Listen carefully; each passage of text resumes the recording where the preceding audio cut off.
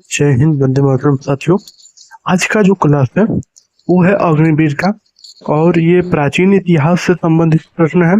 ठीक है, और प्राचीन इतिहास में इसमें दिया गया है और चंद्रगुप्त के काल का प्रश्न मैंने दिया है। ठीक है, तो इसमें टोटल 30 प्रश्न है। आशा करता हूँ वीडियो आपको पसंद आएगा और ये किसी भी एग्जाम के लिए बहुत ही महत्वपूर्ण है। तो चलिए हम लोग पहला क्वेश्चन स्टार्ट करते हैं और पहला क्वेश्चन देखते हैं। और आपको बता दूं कि इस समय मैं अग्निवीर का क्लास करवा रहा हूं। आप लोग इसी चैनल पे जाइएगा तो अग्निवीर 2025 से रिलेटेड क्लास होगा, उसमें सारी जीके जीएस की आपको क्लास मिल जाएगी। ठीक है, तो चलिए हम लोग आगे बढ़ते हैं और पहला क्वेश्चन देखते हैं। ठीक है, पहला क्वेश्चन है, सिंधु घाटी की सभ्यता का सबसे बड़ा शहर कौन सा है? तो राइट आंसर होगा बी, मोहनजोदड़ो। मोहनजोदड़ो। ठीक है, आप लोग मिलाते रहिएगा कि आपका कितना सही हुआ है और कमेंट बॉक्स में जरूर लिखिएगा। क्वेश्चन नंबर दूसरा है कि सिंधु घाटी सभ्यता में विशाल स्नानागार का साक्ष्य कहाँ से प्राप्त हुआ? तो इसका राइट आंसर होगा मोहनजोदड़ो। क्वेश्चन नंबर 3 है, सिंधु घाटी की सभ्यता में किस धातु का उपयोग नहीं हुआ था? तो ऑप्शन डी, लोहा। क्वेश्चन नंबर चौथा देखिए, हड़प्पा सभ्यता में बंदरगाह के साक्ष्य कहाँ से मिले हैं? राइट आंसर होगा लोथल से। ऑप्शन सी इसका राइट आंसर होगा। क्वेश्चन नंबर 5वां है, सिंधु घाटी की सभ्यता की लिपि को क्या कहा जाता है? तो राइट आंसर होगा सी, हड़प्पाई लिपि। क्वेश्चन नंबर 6वां है, सिंधु घाटी की सभ्यता के लोग किस देवता की पूजा करते थे? राइट आंसर होगा सी, पशुपति। क्वेश्चन नंबर 7वां है, सिंधु घाटी की सभ्यता में कपास का उत्पादन सबसे पहले कहाँ हुआ? सिंधु घाटी की सभ्यता में कपास का उत्पादन सबसे पहले कहाँ हुआ? राइट आंसर होगा लोथल। लोथल इसका राइट आंसर होगा। क्वेश्चन नंबर 8 है कि हड़प्पा सभ्यता की खोज किस वर्ष में हुई थी? तो राइट आंसर होगा 1921। ऑप्शन ए इसका राइट आंसर होगा। ठीक है, क्वेश्चन नंबर 9 है कि सिंधु घाटी की सभ्यता में किस स्थान से जुटे हुए खेत के साक्ष्य मिले हैं? राइट आंसर होगा बी, कालीबंगा। क्वेश्चन नंबर 10 है कि सिंधु घाटी की सभ्यता में किस स्थान से अग्निवेदी की साक्ष्य मिले हैं?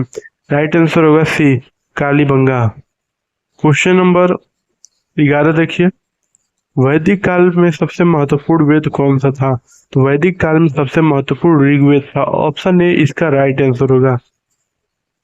क्वेश्चन नंबर 12 है, वैदिक काल में समाज का विभाजन किस आधार पर हुआ था? तो वैदिक काल में समाज का विभाजन बाबू आपका सबको पता होगा कि वर्ण के आधार पर हुआ था। वो 4 वर्ण कौन से थे? क्षत्रिय, वैश्य, शूद्र और ब्राह्मण। ठीक है, क्वेश्चन नंबर 13 है, इस ऋग्वेद में कितने मंत्र हैं? तो ऋग्वेद में आपके टोटल 10,552 मंत्र हैं। क्वेश्चन नंबर 14 है, तो वैदिक काल में सबसे महत्वपूर्ण देवता कौन था? तो वैदिक काल में सबसे महत्वपूर्ण देवता इंद्र थे। ऑप्शन सी इसका राइट आंसर होगा। क्वेश्चन नंबर 15 है, वैदिक काल में गायत्री मंत्र की रचना किसने की थी? राइट आंसर होगा विश्वामित्र। क्वेश्चन नंबर 16 है, वैदिक काल में किस नदी को नदियों का माता कहा गया है? तो राइट आंसर होगा सी, सरस्वती। क्वेश्चन नंबर 17 देखिए, वैदिक काल में पंचजन्य किसका उल्लेख करता है? राइट आंसर होगा ए, 5 आर्य जनजातियों का। क्वेश्चन नंबर 18 है, वैदिक काल में किस ग्रंथ को श्रुति नहीं माना जाता है?